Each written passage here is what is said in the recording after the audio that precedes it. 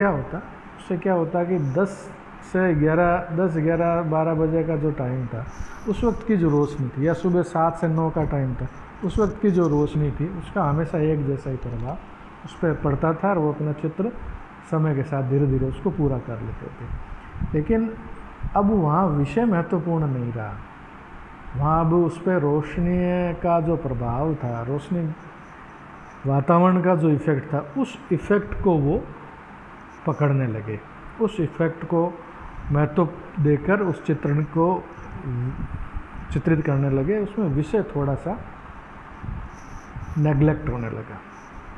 ये एक शैली बनी, और उस शैली में जैसे रंग वर्ण की विशुद्धता और तुली का संचालन की स्वतंत्रता, ये सब चीज़ आने लगी। लेकिन फिर भी वो एक ऐसी शैली थी जिसमें कलाकार बंध के काम किया करते थे। उसके बाद में उत्तर प्रभाववाद काल में एक चित्रकार आता है, सेजान। 3 चित्रकार थे, पाल सेजान, पाल गोगी और वॉन गोगी, 3 उत्तर प्रभाववादी चित्रकार थे। पाल सेजान ने जो चित्रण किया, और उसके बाद में उत्तर प्रभाववादी जो चित्र थे उसके अंदर उन्होंने घनवादी प्रवृत्ति उनमें उत्पन्न हुई। उनके वस्त्रों की फरहन, पात्र ने जो वस्त्र पहन रखे हैं, टेबल का जो क्लॉथ है या स्टिल लाइफ है, उसमें उन्होंने ज्यामितिक आकार भी दिखलाने शुरू किए, त्रिकोणे बनने लग गए, स्पष्ट और कड़ी रेखाएं बनने लग गई। तो वो जो घनवादी प्रवृत्ति डेवलप हुई, उसी ने आगे जाकर जैसे घनवाद जैसे बड़े एक वाद को उन्होंने जन्म दिया। तो मूल रूप से ये कहें कि आधुनिक जो चित्रकला थी वो अपने पूर्व की चित्रकलाओं के भांति किसी पर आश्रित नहीं थी।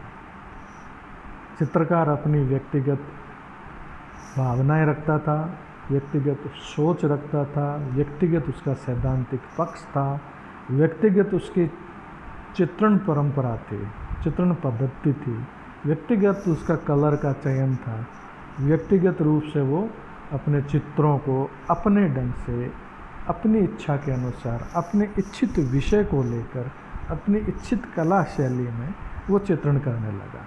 और ये जो मूल प्रवृत्ति उद्भूत हुई, यही मूल प्रवृत्ति आधुनिक चित्रकला के स्थापना में सहायक हुई।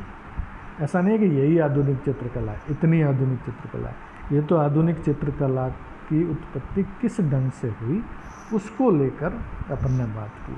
तो आधुनिक चित्रकला के जब बारे में पढ़ेंगे तो इसके अंदर इज्म आते हैं, वाद आते हैं। हर एक वाद के कुछ प्रमुख चित्रकार होंगे, कुछ उसके अनुयायी चित्रकार भी होंगे। हर वाद की अपनी एक सैद्धांतिक पक्ष होगा, उसका एक दर्शन होगा, और सैद्धांतिक पक्ष के साथ में उसकी कलात्मक मान्यताएं होगी, चाहे वो चित्रण के अंकन के संबंध में हो, चाहे वो चित्रण के रंग के निरूपण के संबंध में हो, चाहे वो रंगों के प्रयुक्त करने के तरीके के संबंध में हो, कुछ उसकी मान्यताएं भी होती है। तो एक वाद के बाद में दूसरा वाद, दूसरे वाद के बाद में तीसरे वाद के रूप में आधुनिक चित्रकला का इतिहास चलता है।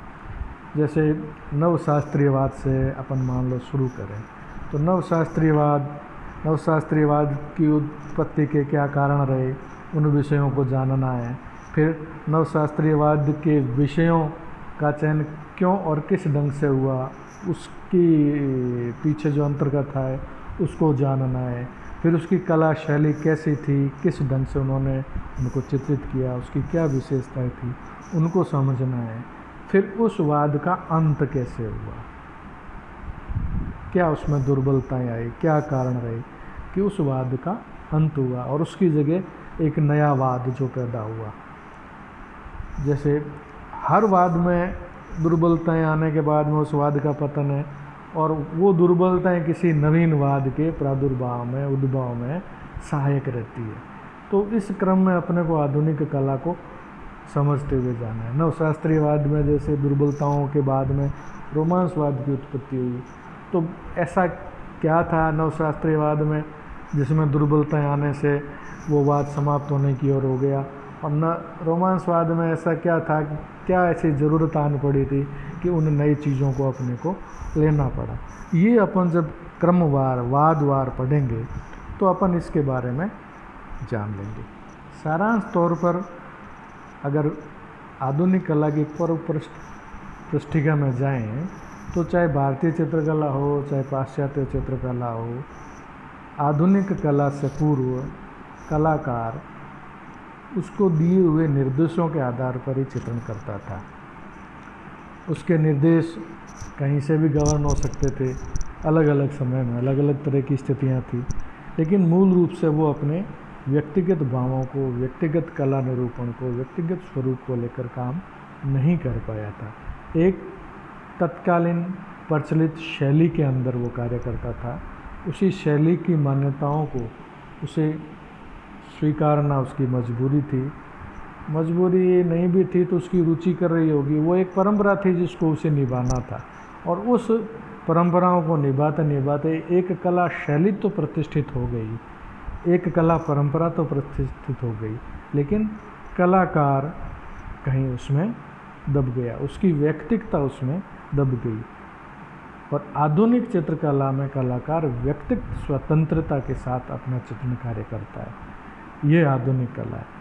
अच्छा, अब ऐसा भी नहीं है, अगर आधुनिक कला के बारे में अपन ये देखें कि आधुनिक कला जैसा कि इसका नाम है, तो हर जो कला बन रही है वो आधुनिक कला है। नहीं, आधुनिक कला के बाद में दूसरा वाद आया। अब जैसे आधुनिक कला के बाद तो पढ़ेंगे ही, उत्तर आधुनिक काल आ गया, पोस्ट मॉडर्निज्म आ गया, फिर समकालीन कला आ गई, कंटेम्प्ररी आर्ट आ गई।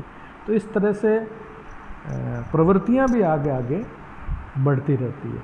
आधुनिक कला एक पर्टिकुलर वो पीरियड है जिसके अंदर आधुनिक चित्रकला के नियम प्रतिपादित है, उसके अनुसार ही वो चित्रण हुआ है, और पर्टिकुलर उस काल के बाद में वो आधुनिक कला का जो परिभाषा थी वो समाप्त होकर एक नई परिभाषा में जन्म ले लेती है। ऐसा नहीं है कि जैसे आज हम कुछ बना रहे हैं तो ये आधुनिक हो गया, नहीं। 19वीं शताब्दी का जो आरंभ का काल था उसमें जो चित्रण का कार्य हुआ वो एक आधुनिक दृष्टि को लेकर था, उसकी आधुनिक मान्यताएं थी। उस वक्त का जो चित्रण हुआ उसकी एक जो जिन परंपराओं को उन्होंने स्वीकार किया, प्रतिपादित किया, उन परंपराओं पर चलने के साथ जो चित्रण हुआ वो आधुनिक चित्रकाल का है। उसके बाद में नवीन परंपराओं मान्यताओं का प्रतिस्थापना हुई तो एक नया एक प्रवृत्ति और चली जिसे उत्तर आधुनिक काल भी कहते हैं। वो अपन जब इसको धीरे धीरे क्रमबद्ध पढ़ेंगे तो उसके बारे में ठीक से समझाया जा सकेगा। आज इतना ही, फिर इसमें आगे खुलकर चर्चा करेंगे, तब एक एक विषय को अपन उसकी गहराई में जाते हुए अध्ययन करेंगे। धन्यवाद।